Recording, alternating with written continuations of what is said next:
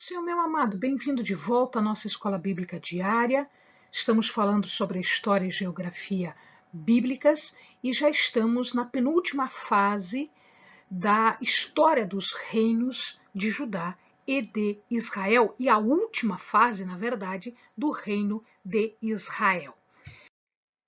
Pega a sua Bíblia, pega o seu caderno de estudos, ora ao Senhor, pede a Ele discernimento, entendimento, conhecimento, sabedoria. Pede a Ele proteção para que nós possamos desvendar dos seus mistérios. Muito bem, agora eu vou fazer uma parada, um parênteses na história da queda de Israel, porque ao mesmo tempo em que Israel estava vivendo aquela circunstância ruim, o reinado de Uzias e Jotão foram melhores, foram mais abundantes, foram de desenvolvimento melhor. Então veja lá, Uzias, a gente falou rapidamente sobre Uzias num vídeo anterior, agora vamos falar detalhadamente deste rei. Nós estamos falando de Judá, a gente está dando uma parada na história de Israel para ver o que acontece ao mesmo tempo em Judá. Uzias, ele é corregente com Amazias, seu pai. O que acontecia na corregência? Na corregência, só para que o amado lembre, é quando um rei ele não pode exercer todas as suas funções, ou ele não quer exercer todas as suas funções, então ele dá corregência, ele dá algumas funções para alguém que é chamado de corregente. Então aqui Amazias e Uzias compartilharam o trono. O rei era Amazias, mas Uzias é que fazia a prática, na verdade, no dia a dia. Depois que Amazias morre, ele assume sozinho o reino de Judá. Uzias era um rei fiel a Deus, era um rei que estava seguindo os caminhos de Deus, aquilo, as mensagens, os ensinamentos, a adoração, e isso significava que enquanto ele estava fazendo a vontade de Deus, Deus fez o reino prosperar, fez o próprio rei prosperar. Como ele estava vendo que as coisas ao redor dele estavam complicadas, né? Síria, Israel, Assíria, todos se levantando, todos querendo dominar território, o que ele pensou? Poxa, eu preciso agora me defender, criar defesa. Então, o que ele fez? Ele trabalhou os muros de Jerusalém. Aqui é uma fotografia com apenas parte do muro, é uma fotografia atual, né? Mostrando aqui parte do muro. Aqui em cima as pessoas podem andar. O exército podia ficar ali, então é largo e alto. E além dos muros, ele também guarnece toda, de tempos em tempos, ele faz algumas chamadas torres para a proteção do seu exército, para a defesa da cidade de Jerusalém. Uma outra coisa que ele faz é ele volta a colocar em funcionamento o porto de Elat. A gente já viu que Salomão tinha feito isso. O porto de Elat é um porto estratégico porque ele faz toda a ligação e é possível fazer todo o comércio desta área aqui do Oriente Médio. Se o amado olhar aqui, os navios podem sair por aqui, nesse estreito aqui da Península do Sinai, e isso já dá acesso a a África e, portanto, a muitos países que eram desenvolvidos e que tinham ligações comerciais com os povos aqui do Oriente Médio. Muito bem. Nesta época, os filisteus, então aqui, ó, Jerusalém está aqui, e esta parte aqui, esse território todo aqui, que tem esses castelinhos aqui, são as principais cidades da Filístia, são os filisteus, que não estavam mortos não, que estavam bem vivos e incomodando ainda, de vez em quando eles incomodavam.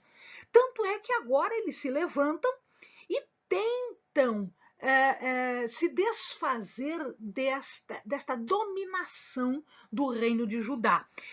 E ele fez guerra, então, contra os filisteus e ele toma três cidades, mas na verdade duas grandes cidades. Então ele toma a cidade de Gat, aqui está escrito Gat, mas é Gat, né? E a cidade de Asdod, essa cidade aqui, que serão as duas grandes cidades. Então nós temos, na verdade, 5 grandes cidades, Ecrom, Gat, Asdod, Asquelon e Gaza, mas ele toma Gat e Asdod. E ele põe também domínio sobre os amonitas, sobre o território de Amon, que fica para o lado de cá. Quem exercia o seu ministério nesta época, quem dava as dicas para o rei aqui era Isaías, o grande Isaías.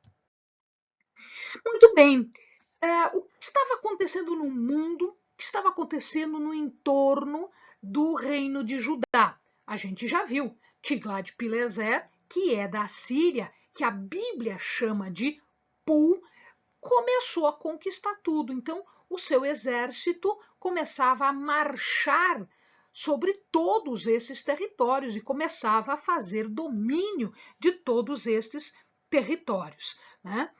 Mas em Judá, porque o rei era fiel a Deus e ele obedecia às ordenanças divinas, havia prosperidade. E prosperidade também econômica. Né? Então, a agricultura, a pecuária, a produção de uva consequentemente, depois os seus derivados, o vinho, por exemplo, né? Rotas comerciais eram dominadas ali, as indústrias de mineração e de cobre na região de Edom, conforme a gente já viu que existia, né? Tudo isso estava em funcionamento e tudo isso trazia riquezas para o reino de Judá. Porque eles eram fiéis a Deus. E Uzias, olhando a dominação desses exércitos, ele pensou consigo, bom, deixa eu fazer muralhas, deixa eu fazer torres, deixa eu fazer desenvolvimento aqui e deixa eu cuidar do exército. Então, ele prepara um exército com mais de 300.000 homens. A gente vai ver que lá no final isso não vai ter a menor importância. Muito bem, enquanto ele estava fiel, tudo ia bem. O problema é que no final do seu governo, ele começou a ficar arrogante, ele começou a questionar algumas coisas. E um certo dia ele entra no templo para queimar incenso para Deus. Isso não é função do rei, isso é função do sacerdote. Então, quando ele vai usurpar a função sacerdotal, os sacerdotes repreendem o rei. Não, não é assim que funciona, não é assim que deve ser feito. E isto é contrário às ordenanças de Deus. E ele se irrita e ele começa a ameaçar os sacerdotes. Quando ele ergue a mão ameaçando os sacerdotes, o que acontece é que ele fica leproso. E ele fica leproso até o final da sua vida. Tanto isto é verdade que foi encontrado, né, a arqueologia encontrou um ossário, que é uma caixa onde os ossos dele foram guardados. E ele foi enterrado fora da cidade, exatamente porque ele era leproso, e ali diz que ele era leproso. Então, a história, né, a arqueologia prova o que a Bíblia está nos dizendo. Como ele estava leproso, ele não podia fazer as funções de rei. E aí, ele elege, então, ele chama, então, o seu filho Jotão para ser corregente com ele, ou seja, fazer as funções que a um rei cabe. Jotão assume, então, o trono, a corregência do trono, né? E assim que o seu pai morre, né? Uzias morre, ele é nomeado, então, o rei, ele assume, então, o reinado sozinho, tá? Ele continua a construção de cidades a proteger os agricultores, os pecuaristas, os donos de vinhas e torres nesses locais para que as fazendas pudessem ainda funcionar. Né? E no templo ele constrói um portão para o templo para proteger melhor o templo. Entretanto, ele não livra totalmente Judá dos chamados lugares altos. Então, algumas pessoas ainda idolatravam, algumas pessoas ainda apostatavam. Tá? Então, não houve uma completa volta para Deus. Os amonitas se rebelam assim que o seu pai morre, os amonitas tentam se desvencilhar da dominação.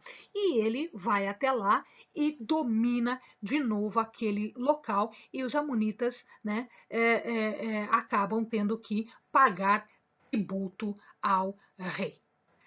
Amém, amados? Bons estudos!